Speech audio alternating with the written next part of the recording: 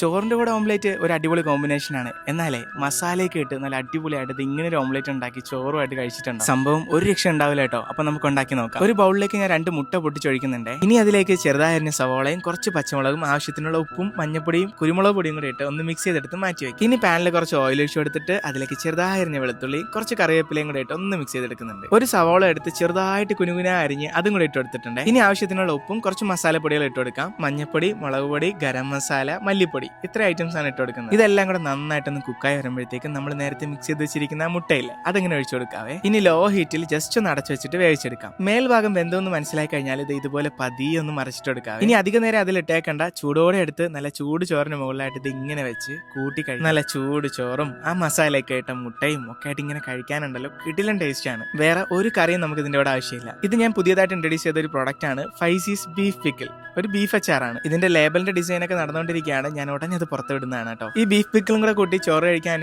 വേറെ അസാധ്യ ടേസ്റ്റ് തന്നെയാണ്. അപ്പൊ എല്ലാവരും ഓർഡർ തന്ന് സഹകരിക്കുന്നു വിശ്വസിക്കുന്നു. ഓർഡർ ചെയ്യാനായിട്ട് എന്റെ ഇൻസ്റ്റാ പേജിൽ തന്നെ മെസ്സേജ് ഇട്ടാൽ മതി. വീട്ടിൽ തന്നെ ഉണ്ടാക്കുന്ന അച്ചാറാണ്, ഒരു മായവും ചേർത്തിട്ടില്ലെന്ന് ഞാൻ ഉറപ്പുവരുന്നു.